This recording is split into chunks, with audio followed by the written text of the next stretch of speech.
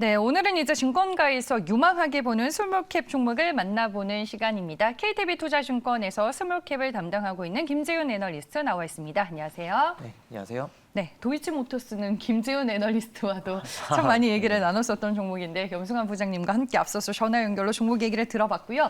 먼저 앞서서 이제 부장님께서도 뭐 실적 모멘텀이 있는 종목 혹은 그중에서도 좀 가벼운 중소형주 위주로 강한 시세가 나오고 있는 시장이다라고 얘기를 해주셨습니다. 최근 중소형주들의 시장 분위기 어떻게 보고 계세요? 네, 네. 저도 지난주에 이제 종목장 지속될 거라고 말씀을 드렸는데 이번 주도 여전히 그런 기조가 좀 일어날 것 같고요. 일단 6월달 그 FOMC가 무난히 마무리가 됐기 때문에 이제 또 대외 충격은 좀 없을 것 같습니다. 그렇다라고 보면은 지금 시점에서 좀 모멘텀 있는 종목들 종목 위주로 좀 매수를 하는 게 큰 수익을 좀 얻을 수 있는 기회가 전 된다라고 보고요. 그래서 좀 이제 중소형주 시장이 좀 다시 왔다 뭐 이렇게 봐도 무방할 것 같습니다. 그래서 이에 따른 좀 중소형주 위주의 좀 포트를 짜보시는 걸 좀 추천드리겠습니다.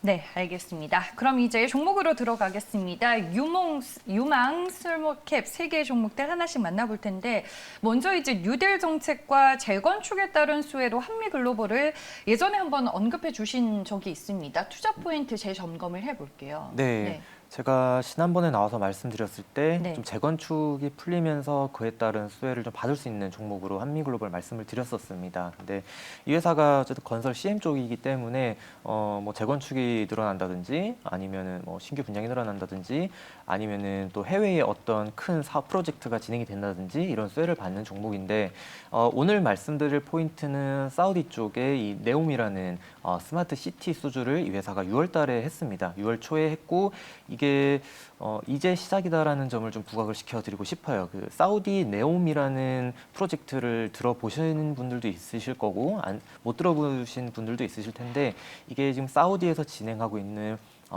좀 굉장히 큰 프로젝트이고요. 이 스마트 시티를 구축하는 사업이고 총 사업 규모가 대략 한 500조 원에 달하는 사업입니다. 그러니까 뭐 사업 규모만 들어도 어마어마하다라는 걸 알 수 있을 텐데 심지어 그 아람코를 상장시킨 이유가 이 스마트 시티의 재원을 대기 위해서 했다라는 이런 말도 있거든요. 그만큼 굉장히 사우디에서는 집중을 하고 있는 사업이고 이제 이런 사업이 좀 시작이 됐다라고 보시면 될 것 같아요. 왜냐하면은 이런 프로젝트가 진행이 될 때 가장 먼저 나오는 수주가 이제 CM사들이 수주를 받아가거든요. 네, 금액이 크지는 않습니다. 지금 28억 원 정도 이제 수주를 받았고요. 6월 초에 이 수주를 받았다라는 거는 이 사업이 이제 시작이 된다라고 보시면 될 것 같아요. 이 28억 원짜리 수주는 이제 사업을 어떤 식으로 진행을 할지 이런 계획을 세우는 부분이기 때문에 금액이 작은 것이고 CM사가 보통 프로젝트에서 수주를 받을 때 앞서 500조 원 시장이 열린다라고 봤으면은 CM 수수료가 보통 한 3% 정도 되거든요. 그러면은 계산해 보면은 대략 15조 원의 시장이 사우디에서 열린다라고 보시면 될 것 같아요. 그러면은 이 한미 글로벌이 사우디에서 국내 CM사 중에는 최초로 수주를 받았고 그러면 여기서 앞으로 열려있는 시장이 좀 15조 정도나 되는 부분이기 때문에 즉 국내에서는 재건축 이슈로 좀 수혜가 있고 그리고 건설 경기가 돌아서는 부분에서 수주를 충분히 받을 것이고 여기서 저도 좀 예상을 못했던 부분이 사우디에서 수주가 이번에 6월 초에 좀 일어났기 때문에 그 부분 집중해서 보신다면은 한미글로벌 지금 수준에서는 좀 밸류에이션 매력도 있는 종목으로 좀 말씀드리고 싶네요. 네, 알겠습니다. 찾아보니까 이제 6월 1일에 나온 수주 내용인 것 같습니다. 그 부분에 대해서 투자 포인트 다시 한번 짚어주셨습니다. 다음 종목은 인텔리안테크입니다. 주가가 아쉽게도 아직 좀 횡보 구간에 놓여 있던데 업데이트할 만한 내용들이 있을까요?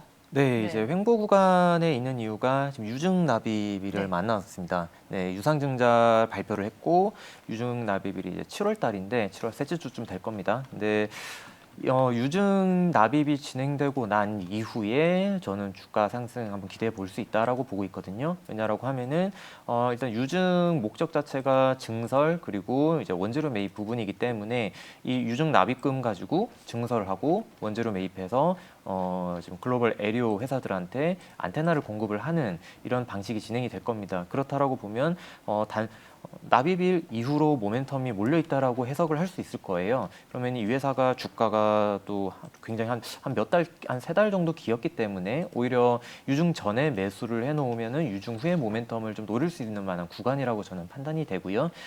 그리고 이 유증에는 대표이사를 포함해서 대주주들이 다 참여를 하십니다. 그렇다라고 보면은 충분히 주가 상승에 대한 기대를 회사 자체에서도 기대를 하고 있는 부분이 크다라고 해석이 될 거고요. 그리고 인텔리안 테크가 하반기에 제가 모멘텀이 많다라고 말씀을 드렸는데 실제로 이 글로벌 에리어들이 위성 발사 스케줄이 하반기에 좀 많이 잡혀 있습니다. 그러면은 이 인텔리안 테크가 공급하는 안테나도 하반기에 좀 많이 나갈 수 있게 될 거고 기존의 고객이었던 원해평 매출도 하반기에 좀 더 많이 잡힐 거예요. 그렇다라고 보면 인텔리안 테크가 지금 오히려 7월 한 셋째 주 정도 전까지 조금씩 모아두면은 그 이후 모멘텀을 좀 누릴 수 있다라는 측면에서 지금 당장이라기보다는 한 달 정도 텀을 두고 매수할 수 있는 종목으로 인텔리안 테크 좀 말씀드리고 싶습니다. 1차 유성증자 발행가액은 결정이 됐네요. 58,000원. 네, 맞습니다. 네, 알겠습니다. 뭐 또 우리가 우주항공 쪽에서 대표적으로 볼 만한 종목 인텔리안 테크 알아봤고요. 유상증자 일정과 관련해서 어떤 포인트들 짚어봐야 할지 체크를 해봤습니다. 다음 세 번째 종목은 EDGC입니다. 진단기기 업체로 유명한데 어떤 포인트가 있죠? 네, 우선 뭐 첫 번째 포인트는 뭐 당연하게도 지금 델타 변이 코로나 이제 많이 퍼지고 있기 때문에 진단 업체들 주가가 좋은데 그에 따른 수혜를 받을 수 있다라는 게 첫 번째고요. 두 번째는 제가 제일 포인트로 보는 건 두 번째를 말씀드리고 싶었습니다. 최근에 23andMe라는 회사가 나스닥에 상장을 했는데 4조 규모로 상장을 했습니다. 굉장히 좀 큰 회사고 이 회사가 영위하고 있는 사업이 유전자 분석 회사입니다. 근데 공교롭게도 이 23andMe가 영위하고 있는 이 조상 혈통찾기 유전자 분석 서비스가 아시아권에서는 EDGC가 유일하게 지금 서비스를 하고 있는 유후라는 서비스랑 거의 동일한 사업이고요. 지금 EDGC가 시총이 4천억이라는 거를 감안하면은 이 23andMe의 시총 4조와 좀 비교를 해볼 수 있을 것 같아요. 물론 시장 자체가 23andMe는 이제 미국 시장을 대표를 하는 거고 EDGC는 이제 아시아 시장을 대표를 하는 거기 때문에 시장 규모에 따른 시총 차이는 있을 수 있지만 그에 따른 모멘텀이 좀 갈수록 부각이 될 수 있다라고 저는 보고 있고요. 그리고 EDGC가 앞서 처음에 말씀드린 것처럼 코로나 키트를 또 생산을 하고 있기 때문에 이 부분에 대해서도 좀 신규 수주가 좀 예상이 좀 되고 있고요.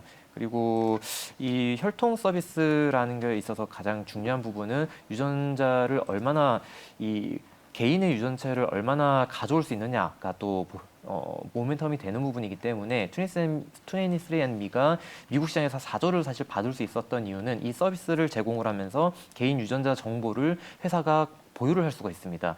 그래서 이 유전자 정보를 보유하고 있는 유전자 정보를 가지고 다른 사업을 영위를 할 수 있게 되는 확장성이 커지는 부분 때문에 4조 원을 받았기 때문에 이 EDGC도 이 유후라는 서비스를 통해서 확보를 할 수 있는 개인 유전자 정보를 가지고 또 다른 사업으로 확장을 할 수 있다라는 그런 모멘텀을 보유를 하고 있다라는 걸 감안을 했을 때 23andMe가 4조라고 보면 이 회사가 뭐 동일한 사이즈는 아니겠지만 어느 정도까지 근접하게 좀 우상향할 수 있는 그림을 좀 보일 수 있다라는 점에서 EDGC 이렇게 말씀드리고 싶습니다. 그러면 23andMe의 상장으로 이제 EDGC가 보유하고 있는 유전체 데이터의 가치가 좀 주가에 녹아들 수 있다, 반영이 될 수 있다라고 이해를 하면 되는 거예요, 저희가? 네, 맞습니다. 지금 이 회사 시총이 4천억인 건 사실 코로나 키트로 주가가 거의 대부분이 올랐기 때문에 그 부분이 반영이 된 부분이라 보시면 되는데 23andMe가 하고 있는 사업이 EDGC도 하고 있다라는 거는 아직 주가에 반영이 되지 않은 부분이기 때문에 이 부분이 23andMe 상장 덕분에 좀 부각이 되면서 주가에 이제 반영이 될 시기가 됐다. 이렇게 보면 될 것 같아요. 그러면은 이제 EDGC도 23andMe의 나스닥 상장 이후로 뭐 수급 주체별의 보유 지분이 좀 더 늘어난다든지 이런 좀 의미 있는 변화들이 포착이 되고 있을까요?